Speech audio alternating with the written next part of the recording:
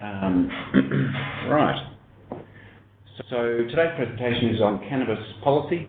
The reason I chose, I'm interested in policy, and I think it's of interest to a lot of us because we, in the last couple of years in Australia, have commenced down the road of a significant change in cannabis policy now that we have medical cannabis in Australia.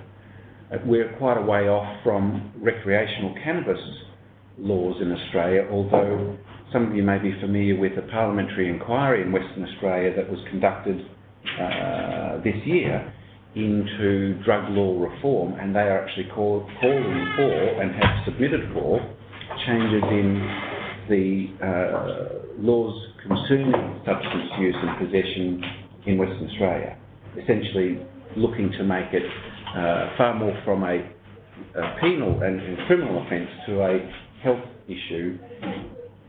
People often use the comparator of Portugal, where there was a significant shift from criminal sanctions to medical sanctions, and there's been a lot of reasonably that's been a success, and it's often held up as a world beacon towards a change in policy. So my talk is going to commence, is going to talk mostly about what's happening in the US, what's happening in Canada, and some of the flow-on effects from changing cannabis laws, both medical and recreational, in those countries, and perhaps there'll be some messages there for Australia.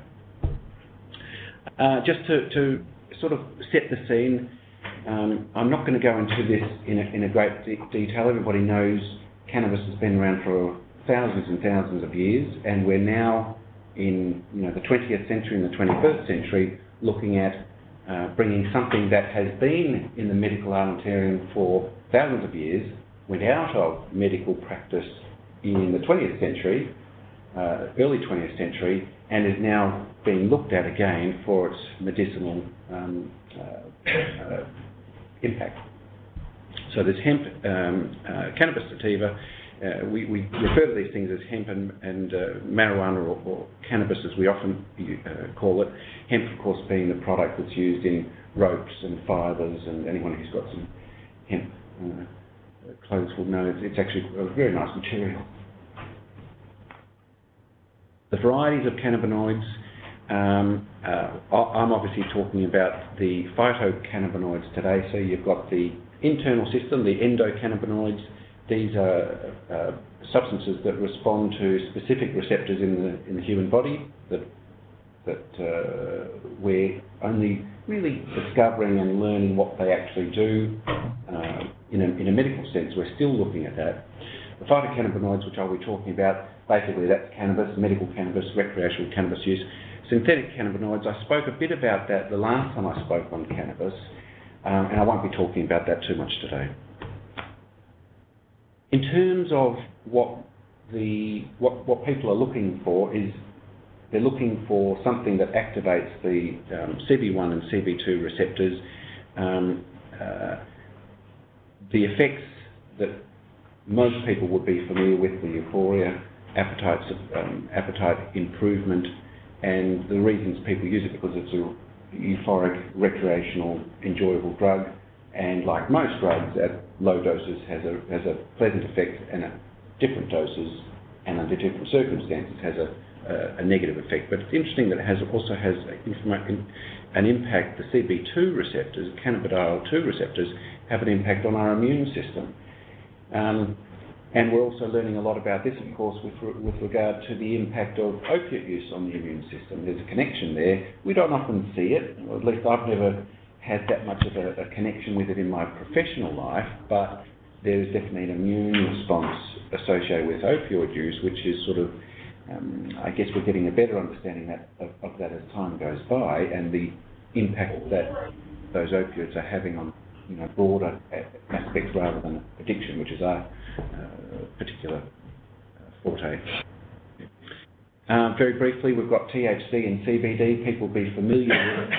These are the two main phytocannabinoids there are hundreds. So when you smoke cannabis, there's hundreds of chemicals that you're ingesting. The two main ones that we talk about, and the two ones that are essentially going into medicinal cannabis, are THC and CBD in varying components. Too much THC sends you loopy. CBD, a sufficient amount of CBD counter effects the negative effects of THC. What we're finding in some of the potency of cannabis that's being grown around the world at the moment is people are looking for very, very high content of THC and less content of CBD, which is having an impact on the effect that ingesting or smoking, or however you take it, cannabis, is having on people's mental health, which is it's deleterious. So growers grow high content, high potency, but unfortunately, quite a lot of the time, that actually is the worst stuff to take in terms of the negative effects that it has on a person's mental health, essentially. The sort of products that we're talking about, pharmaceutical products. Now, there's a couple of those in Australia that have been approved. People may be familiar with the drug called Sativex. Sativex is available for use for very specific terms in Australia. So we do have medical cannabis already, and we've had it for a few years now, not too many. I think it's only been about, probably in the order of, 5 years, I'm not sure. Not very, very long. Sativex is a THC CBD formula that's used in, I think it's multiple sclerosis. Anybody know? I'm pretty sure it's multiple sclerosis. The use of herbal, when people talk about herbal cannabis, they're basically talking about herbal cannabis is smoking it, making cookies out of it, and now putting it into gummy bears, skin creams, a whole range of products. As cannabis has become, as the policy for cannabis has changed, the market has opened up, and of course people are inventive and people want to earn money and generate an income. So the number of products that you can use, that you can get cannabis in, is expanding, and there's not going to be any stopping of that where there's a market. I didn't realise there were cannabis creams, but there are. And there is actually gummy bears and lollipops and a whole range of things that are now hitting the market. So you've got the controlled herbal cannabis, which would be basically, and that falls under medical cannabis laws. And then you've got an unregulated system, and the unregulated system is what we call legalisation. Quite different to decriminalisation or depenalisation. Legalisation is where it becomes, and you're opening up a free request in a number of states, and cancer also, and that's going to change the landscape for cannabis and what we see in terms of cannabis issues in our society as time goes by. And that's what I'm talking about today. Smoking cannabis will never be in Australia. Well, never say never, I suppose. Recommended for medical terms, because smoking, as we would know, there's too many downsides to smoking. The medical cannabis use that I'm going to be talking about today is really the products that have been produced that have got CBD in them.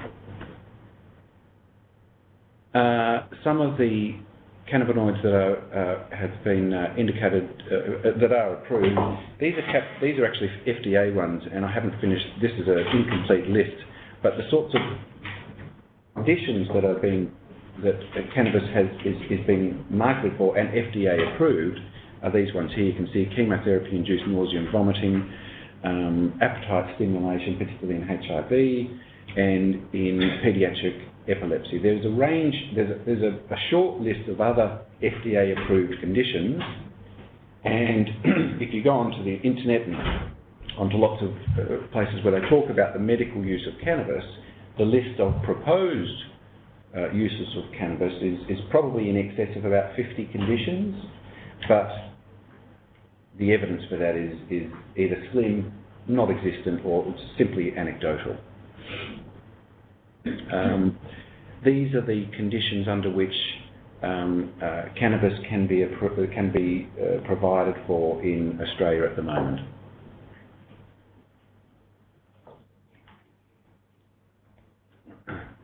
This is some of the things I'm going to be talking about today. So I'll get straight into it. In terms of cannabis use, it's the highest illicit drug used anywhere in the world. It's around just over 10% in Australia. We're, lowish down there. A number of countries have a higher incidence of use. So we've got a situation where many, many millions of people around the world have been using cannabis for a long, long time, and countries have come to various countries have come to the situation of what are we going to do with it. It's interesting to look at why some countries have regulated for medical cannabis and have done so for a long time, and peeling down into why they actually do that is sort of interesting. It's not based on, we've found some science here that gives us an indication that medical marijuana is, we're missing out big time by not having medical marijuana. A lot of the push towards that comes from various sectors of the community, areas that want it available for commercial reasons. Certainly, particularly in Australia, a large number of people who want it for medical reasons, particularly for childhood epilepsy. It's very, very interesting what the different factions are doing to push for cannabis policy change. And that's in the backdrop of where cannabis sits in terms of harm for people.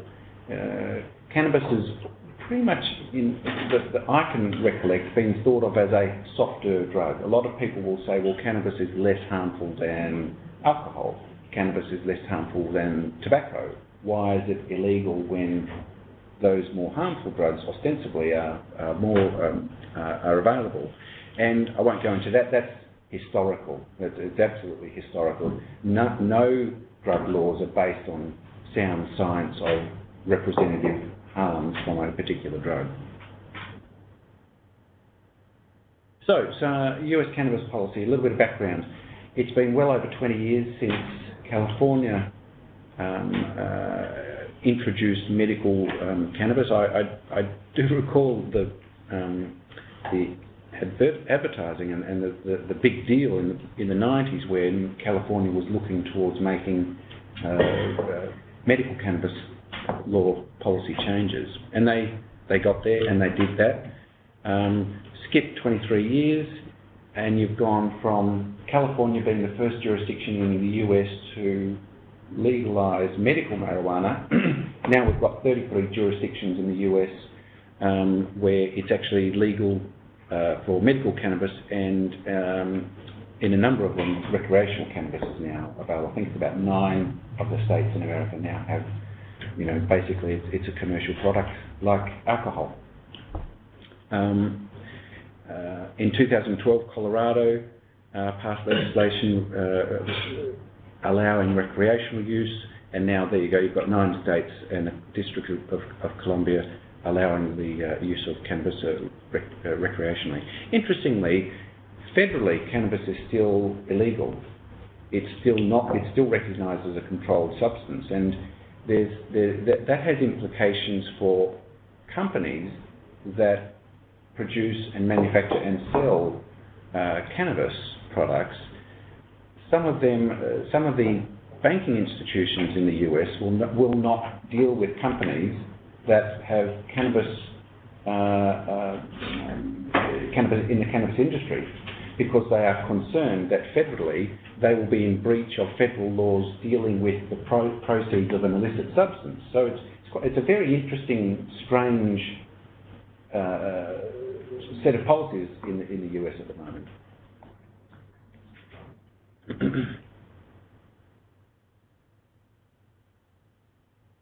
When policy changes, it will have an impact on people's perception and use of the drug. And what will that mean? What will that mean to whether it becomes normalised to use it because everybody's using it? Will it become, there's some concern, there's some indicators now that with the change in policy in the US, the number of presentations with cannabis use disorders has actually gone down.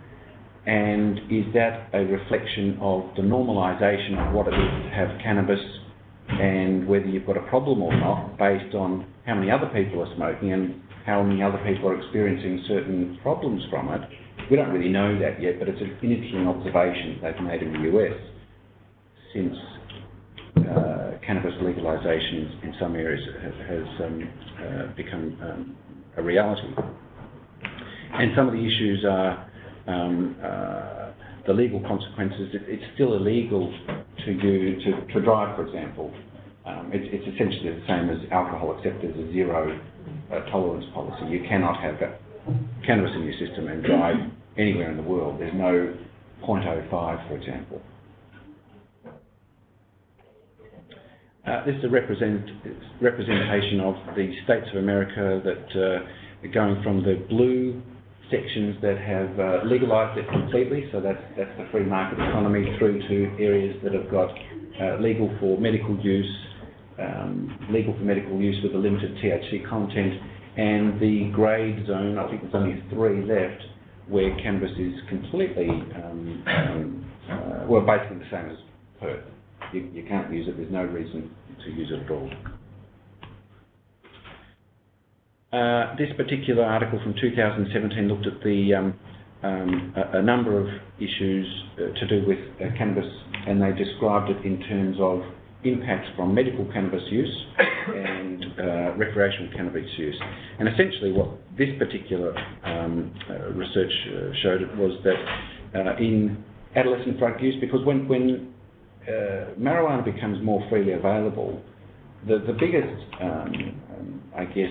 societal blockage to that is people are going to go crazy on using the drug, whatever it might be. It's the same with pill testing. If you permit pill testing, you're going to say to people it's great to use ecstasy and it's safe to use ecstasy, so young people are going to use ecstasy. That's completely false, and there's no evidence for that at all, but a large portion of the society looks at that and believes that.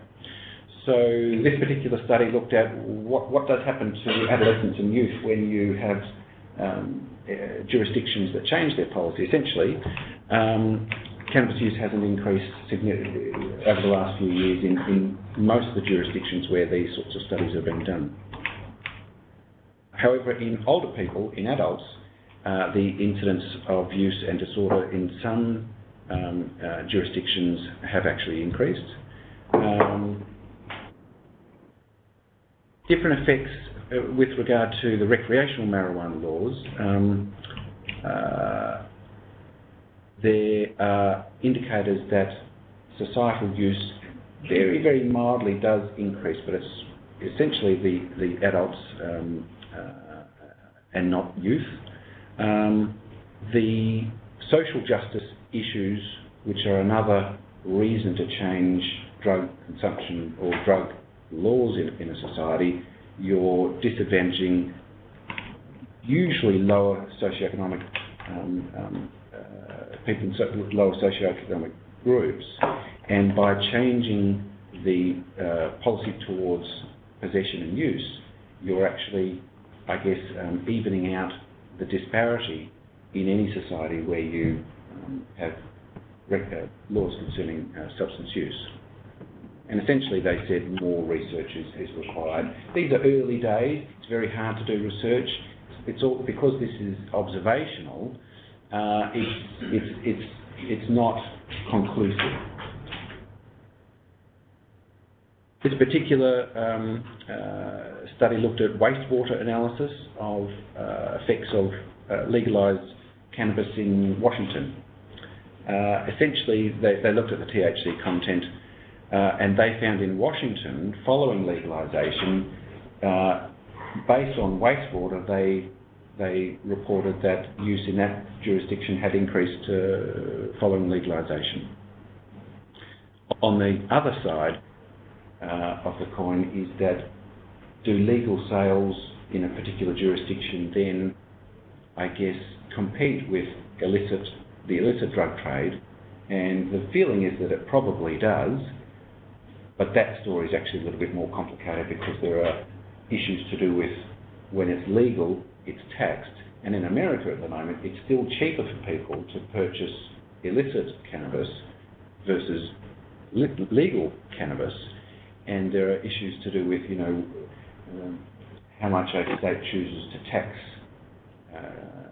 cannabis and so forth. So there's a whole lot of levers that make a difference to whether people will choose to use legal cannabis in a jurisdiction where recreational cannabis is permitted.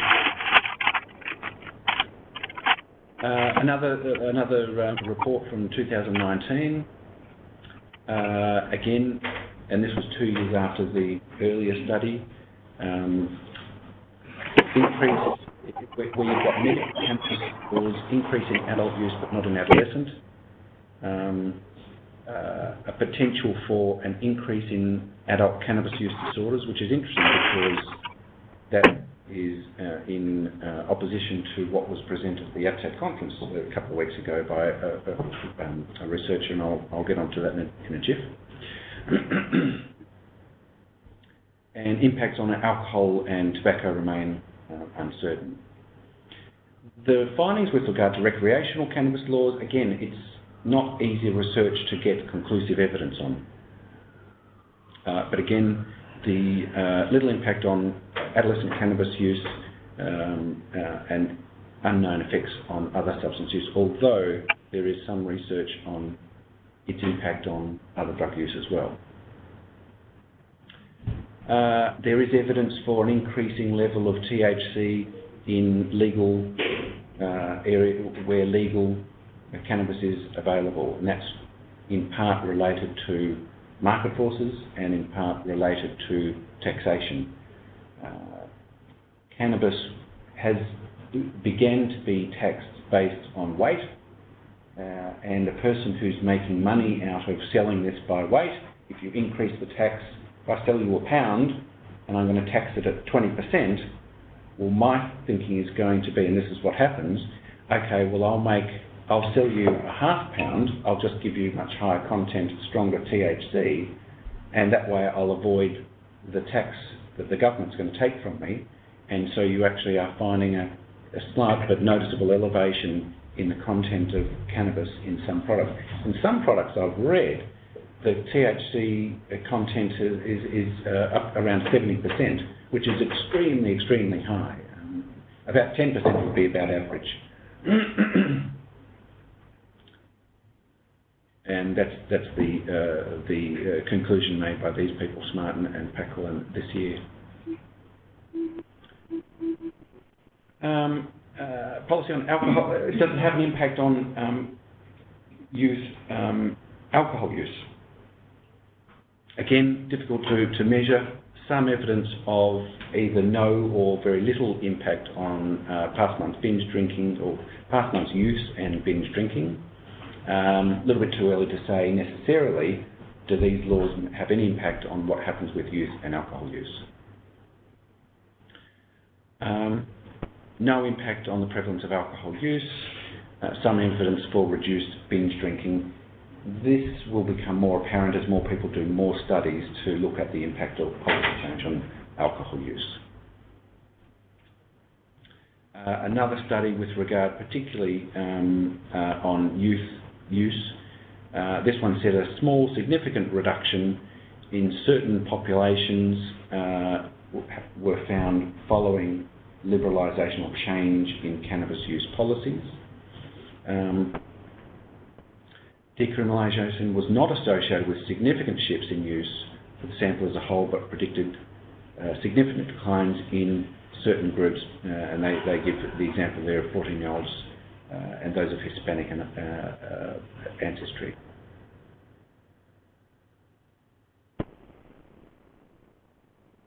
How does medical cannabis impact on prescription opioid use problems? This is a topic that comes up from time to time. There are camps that say provide medical cannabis and the rate of opiate use has declined. Depending on who you talk to, they will say it has declined, but the evidence is a little bit mixed. And in summary, is it opioid sparing? Meaning, does the use of opioids go down in a jurisdiction where you've got medical cannabis as an alternative? You just cannot say that. There are indicators in pockets that may occur, and I'll go into that in just a jiffy, but categorically, you can't say so. This particular study, and I think this is from last year, looked at what happens to medical prescriptions for opioids in the US over this period of time, 93 through 2014. What's been the change now that we've got medical and recreational cannabis use? Essentially, there was a reduction in what the equivalent of our S4 opioids are, so codeine equivalent type products. There was a reduction in number of scripts, reduced dosage, and in Medicaid, I guess that's like Medicare. But in terms of the use of things like the oxycodones, or the stronger ones aren't Schedule 8 drugs, there was no discernible change.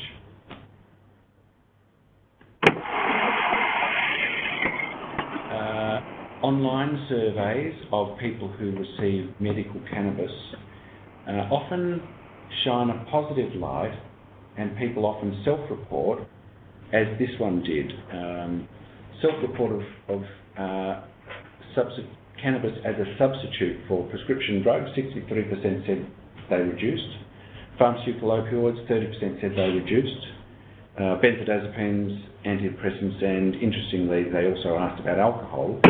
People did say that it was a substitute and they didn't use as much of those substances.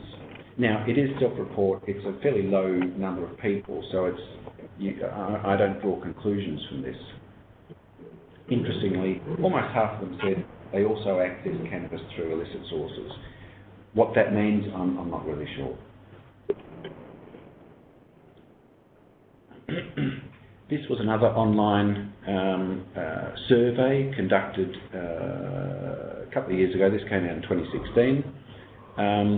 Medical cannabis was associated with a 64% decrease in opioid use, reduced side effects, reduced number of side effects and severity of side effects, and improved quality of life. This is what people are saying, and I think this fits very much in with what we're seeing in Australia. Is there's a groundswell of individuals in the country who are making a lot of noise and clamouring for access to medical cannabis.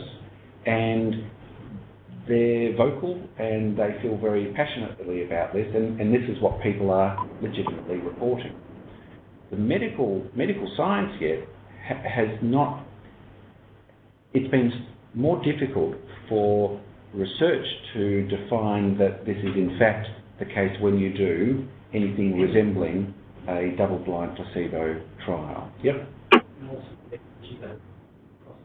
retrospective cross-sections at one point in time. Yes, yes. Scientific information. Yes.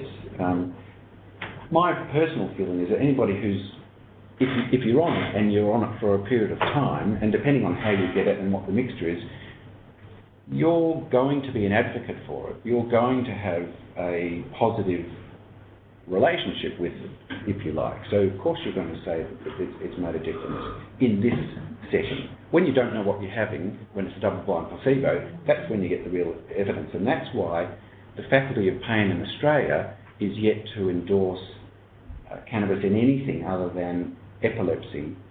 I can't remember what the other one is, but there are very few things that they agree that marijuana has something to do for it, and they don't advocate for it to become widespread.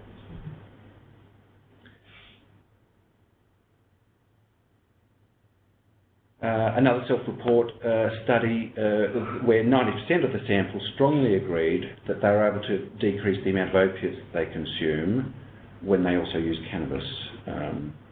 And a large number of them stated that it was more effective. So again, that issue of people who are on cannabis being in favour of it.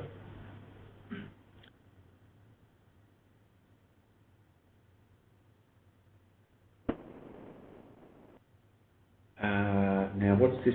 This study was in response to, and of course in America they talk about, they don't stop talking about the opioid crisis.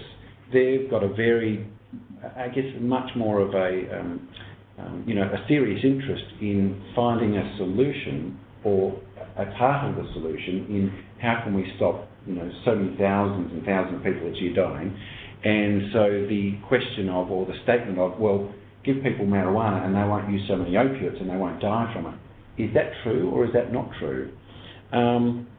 This particular study from 2017 did suggest that in jurisdictions where medical cannabis was available, that there had been a reduction in prescription opioid medication use, abuse, overdose and healthcare costs. They also said that this is really difficult information. These are difficult conclusions to draw because the data is very, very difficult to interpret, and different states provide different data, I suppose. The more I've read about this topic, the more I find it's very, very difficult. Nobody's doing the exact same questions. It's like all research, I suppose. It's very difficult to get consistent sets of data based on ostensibly comparable sorts of people. It's very, very difficult.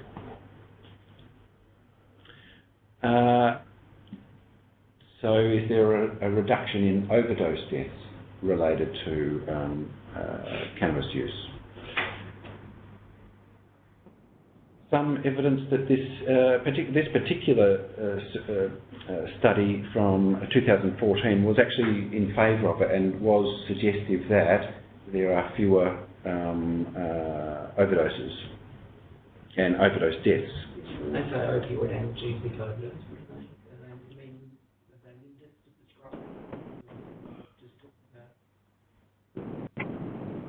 This particular one, they're talking about prescription opioid because of, I think that it's in the text, they're not talking about illicit because they have no access to illicit access. I don't think this is related to illicit opioid medication.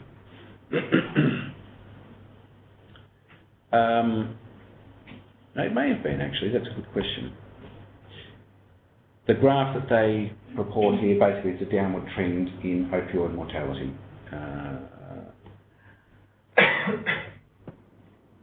Do people stop using opioids because they've got cannabis? Do people who are on high-dose opioids start medical cannabis and then go down to moderate-dose opioids and thus reducing their risk? Do they potentially reduce the polypharmacy? So they don't take pregabalin, they don't take gabapentin or benzodiazepines, they stick with medical marijuana and lower dose. These are the potential mechanisms by which that might make a difference. However, there was a criticism of this particular study by Wayne Hall in Queensland. Basically, he was saying that the results haven't been confirmed through more rigorous scientific methods, and the ultimate outcome is, although we found, and this is from the study itself, although we found lower mean annual rate of opioid analgesic mortality in states with medical cannabis laws, a direct causal link can't be established. Again, that speaks to the fact that it's very, very difficult to ascertain cause and effect when you're doing these public health sort of studies. A report from this year, at best there's only inconclusive evidence that cannabinoids effectively manage chronic pain. And it's interesting, there are number needed to treat, number needed to harm. The number needed to treat to get a 30% reduction in pain, something along the lines of 29, and the number needed to harm was something along the lines of 6. And I haven't come across that before in a pharmaceutical. That's a really interesting figure, I think. What are the harms you're talking about, Richard? I guess, going from the worst dependence and then harms from the sorts of harms that we get from them, psychosis, depression, anxiety. That's the whole argument now, isn't it? What are the harms of cannabis? A lot of people feel that it's not. Particularly medicinal cannabis. So did that study... I'd have to go through. I'm not 100% sure. I don't think they actually gave the list of these are the harms that we're actually counting versus this is the.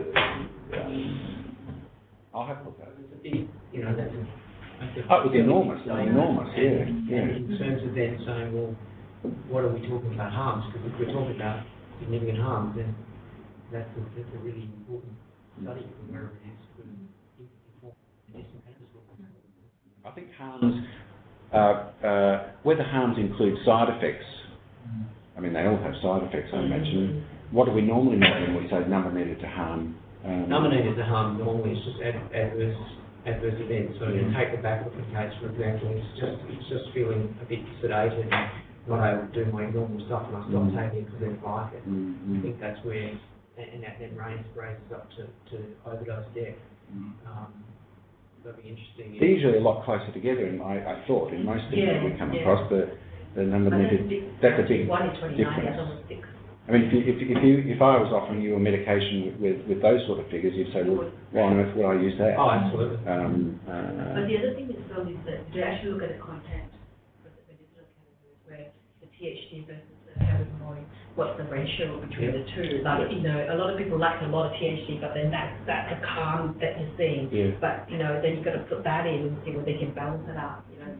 So if that goes up and this goes down, does that change the number, the quarter, maybe? I'm sure I mean, probably. I I suspect it probably does. And the route of administration. Oh. Cannabis changes in Canada. Canada changed last year. It was 2018. Cannabis, recreational cannabis, through pretty much all jurisdictions in Canada became legal, so you could buy it. And what happens with that is that initially you get, there's hardly anywhere that you can actually buy it. And as time is going by, and it's been just over 12 months now, what we're finding is they're now asking questions, the same sort of questions that we ask about alcohol outlets. For example, what's the least harmful number of cannabis outlets per square kilometre for a population to have more harms if you have higher density of cannabis outlets, and they're starting to look at this. There's studies now looking at number of cannabis outlets and the associated harms, and where are those outlets popping up? Are they popping up in areas of disadvantage? Well, the answer is they are. And what's that going to have? What implications is that going to have for society? So are you then creating a two-tiered system where disadvantaged areas are getting more access to a substance that potentially could do some harm? These are some of the interesting questions that have been asked and looked at the moment. Are they allowed to advertise? Like alcohol themselves? They can advertise, yes. I'll show you a couple of there's some interesting things that they can do. I've never seen in the middle of the Super Bowl and say, hey, smoke Bud Light. If it's not there, it'll come. Yeah. You can be 19, you can carry it, you can share it, you can give it away, but you can't sell it to your friends and family. And in the first few months, there was a handful of stores, and there's now over 550 stores that sell cannabis in Canada. Cannabis sales, as you can see, it's just growing. There's a market. People like it.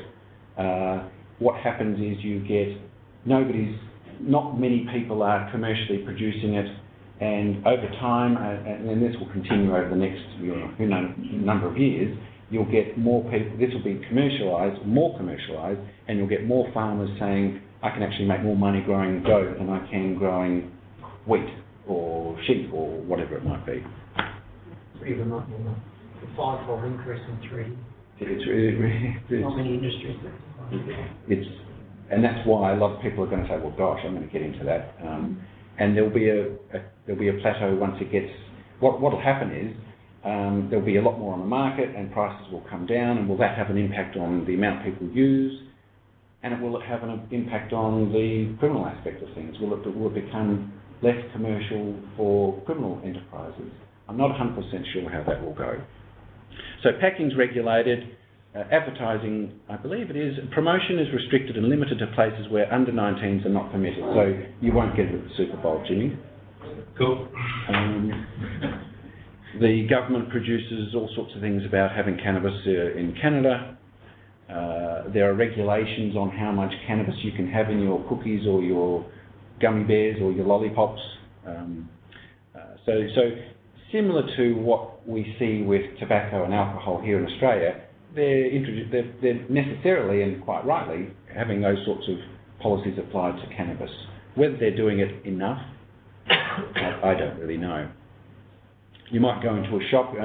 Craig Connolly went to Canada recently, and he showed me a couple of pictures of shops that he goes into, and it basically does look like that. There's a multitude of various products that you can buy. And then there's information on how much to have. Apparently this particular author, there was a newspaper article, was talking about the gummy bears that you can buy that have 10 milligrams, and you know how much you should have if you're an early user or an experienced user, and what happens if you have too many gummy bears. You get quite sick or you feel quite floaty. Potency I've touched on a little bit. There's evidence there's an increase in cannabis potency. It's a market driven, no surprises there. This particular fellow, Keith Humphreys, a professor from the US, spoke at ABSAD this year, spoke about the significant reduction in arrests for youth and adults, and he showed that slide there. Basically things are going down. These are people arrested for, I guess, possession of cannabis.